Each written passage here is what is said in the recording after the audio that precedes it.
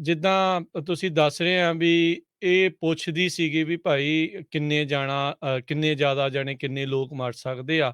ਪਰ ਫਿਰ ਵੀ ਉਹਨਾਂ ਨੇ ਇਹ ਦਿਨ ਕਿਉਂ ਚੁਣਿਆ ਜਦੋਂ ਉਹਨਾਂ ਨੂੰ ਪਤਾ ਸੀਗਾ ਵੀ ਸੰਗਤ ਤਾਂ ਬਹੁਤ ਜ਼ਿਆਦਾ ਹੋਣੀ ਹੈ ਗੁਰੂ ਅਰਜਨ ਦੇਵ ਜੀ ਦੇ ਸ਼ਹੀਦੀ ਪੁਰਬ ਤੇ? ਨਹੀਂ ਦੇਖੋ ਇਹਦੇ ਬਾਰੇ ਜਿਹੜੀ ਜ਼ਿਆਦਾ ਪ੍ਰਚਲਿਤ ਧਾਰਨਾ ਤਾਂ ਇਹ ਹੈ ਵੀ ਜਾਣ-ਬੁੱਝ ਕੇ ਚੁਣਿਆ, ਬੰਦੇ ਜ਼ਿਆਦਾ ਮਾਰਨੇ ਚਾਹੁੰਦੇ ਸੀ। ਹੂੰ, ਹੂੰ, ਹੂੰ, ਹੂੰ। ਹੂੰ। ਪਰ ਹੁਣ ਤੁਸੀਂ ਜੇ ਆਪਾਂ ਦੇਖੀਏ ਅਸਲ ਦੇ ਵਿੱਚ ਜੀ, ਜੀ। ਜਿੰਨੀਆਂ ਕੁ ਗੱਲਾਂ ਬਾਹਰ ਆਈਆਂ ਨਾ, ਹਾਂਜੀ, ਇਹ ਉਹਨਾਂ ਦੀ ਮਿਸਕੈਲਕੂਲੇਸ਼ਨ ਸੀ। ਠੀਕ ਹੈ। ਠੀਕ ਆ। ਮਤਲਬ ਇਹ ਤਾਂ ਹੁਣ ਉਹਦਾ ਬੜਾ ਕ੍ਰਿਟਿਸਿਜ਼ਮ ਹੋਇਆ ਜਨਰਲ ਵੈਦਿਆ ਦਾ ਵੀ ਤੇ ਜਨਰਲ ਬਰਾੜ ਦਾ ਵੀ। ਹੂੰ, ਹੂੰ, ਜਨਰਲ ਵੈਦਿਆ ਦੀ ਵੀ ਨਲਾਇਕੀ ਸੀਗੀ, ਹੂੰ, ਹੂੰ, ਹੂੰ। ਕਿਉਂਕਿ ਫੌਜੀਆਂ ਨੂੰ ਨਾ ਫੌਜ ਤੇ ਮਾਣ ਬਹੁਤ ਹੁੰਦਾ ਹੈ ਜੀ, ਜੀ। ਕਿ ਸਿਵਲੀਅਨ ਇਹਦਾ ਮੁਕਾਬਲਾ ਕਿਵੇਂ ਕਰ ਲੈਣਗੇ। ਕਿੱਦਾਂ? ਹੂੰ, ਚਲੋ ਵੈਦਿਆ ਤਾਂ ਇਹ ਸੀ ਕਿ ਉਹਨੂੰ ਸਿੱਖਾਂ ਦੀ ਸਮਝ ਨਹੀਂ ਸੀ, ਹੂੰ, ਹੂੰ। ਹੂੰ, ਪਰ ਇਹ ਬਰਾੜ ਜਿਹੜਾ ਸੀਗਾ ਜਨਰਲ ਬਰਾੜ, ਬਰਾੜ ਤਾਂ ਹੂੰ, ਹਾਂ, ਇਹਨੇ ਕਹਿੰਦੇ ਜਦੋਂ ਪਹਿਲਾਂ ਮੀਟਿੰਗ ਕੀਤੀ ਨਾ ਕਿ 2 ਤਰੀਕ ਨੂੰ, ਹਾਂਜੀ। ਤੇ 2 ਤਰੀਕ ਦੀ ਮੀਟਿੰਗ 'ਚ ਇਹਨੇ ਕੁਝ ਸਿਵਲ ਅਫਸਰ ਵੀ ਸੱਦੇ ਸੀਗੇ, ਹੂੰ, ਹੂੰ, ਹੂੰ। ਡੀਸੀ ਵੀ ਸੱਦਿਆ ਸੀਗਾ ਅੰਮ੍ਰਿਤਸਰ ਦਾ, ਹੂੰ, ਹੂੰ, ਤੇ ਆਪਣੇ ਬੀਐਸਐਫ ਦੇ ਜਿਹੜੇ ਸੀਗੇ ਅਫਸਰ ਉਹ ਵੀ ਸੱਦੇ, ਹੂੰ, ਸੀਆਈਡੀ ਦੇ ਵੀ ਸੱਦੇ, ਇੰਟੈਲੀਜੈਂਸ ਦੇ ਵੀ। ਹੂੰ, ਹੂੰ, ਉੱਥੇ ਜਦੋਂ ਇਹਨੇ ਕਿਹਾ ਮਤਲਬ ਵੀ ਇਸ ਤਰ੍ਹਾਂ ਸਾਡੀ ਆਹ ਪਲਾਨ ਹੈ, ਹੂੰ। ਤੇ ਉਹਨੇ ਕਿਹਾ ਸੀਗਾ ਕਿ ਇੱਥੇ ਇਹ ਬਹੁਤੀ ਰੈਜ਼ਿਸਟੈਂਸ ਨਹੀਂ ਦੇ ਸਕਣਗੇ। ਹੂੰ, ਤਾਂ ਜਿਹੜਾ ਫਿਰ ਪੰਧੇਰ ਸੀ ਨਾ ਬੀਐਸਐਫ ਦਾ, ਜੀ, ਉਹਨੇ ਇਹ ਗੱਲ ਕਹੀ ਸੀ, ਕਹਿੰਦਾ ਵੀ ਨਹੀਂ, ਤੁਹਾਨੂੰ ਪਤਾ ਨਹੀਂ ਮਤਲਬ ਵੀ ਉਹ ਬੰਦੇ ਰਿਲੀਜੀਅਸਲੀ ਕਿੰਨੇ ਮੋਟੀਵੇਟਡ ਨੇ, ਠੀਕ ਆ। ਉਹ ਆਤਮ ਸਮਰਪਣ ਨਹੀਂ ਕਰਨਗੇ ਹੂੰ, ਹੂੰ, ਤੇ ਉਹ ਜਾਨ ਦੇ ਦੇਣਗੇ। ਹੂੰ, ਤੇ ਇਹਨੇ ਫਿਰ ਫੜ ਮਾਰੀ ਸੀ, ਕਹਿੰਦਾ ਮੈਂ ਜਾਣਦਾ, ਕਹਿੰਦਾ ਫੌਜ ਦੇ ਜਦੋਂ ਤੋਪਾਂ ਗਰਜੀਆਂ ਨਾ ਹੂੰ, ਹੂੰ, ਤੇ ਟੈਂਕ ਦਿਸੇ ਜਦੋਂ, ਜੀ।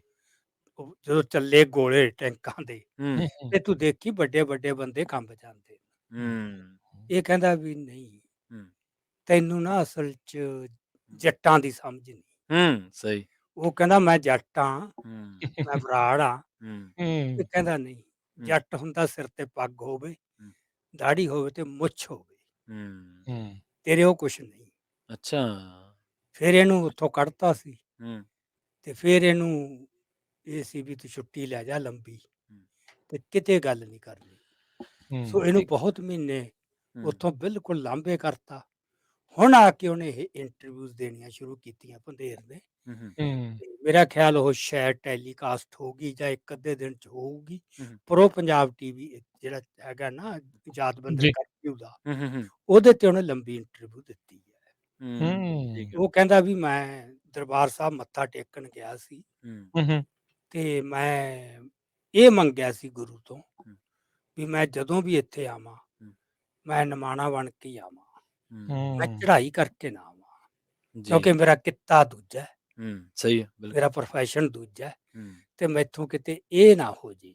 ਹੂੰ, ਸੋ ਉਹ ਸੀਗਾ ਬੰਦਾ ਹੂੰ, ਜਿਹਨੇ ਇਹ ਗੱਲ ਕਹੀ, ਤੇ ਹੁਣ ਉਹ ਖੁੱਲ ਕੇ ਸਾਰੀਆਂ ਗੱਲਾਂ ਸਾਹਮਣੇ ਲਿਆ ਰਿਹਾ ਹੈ।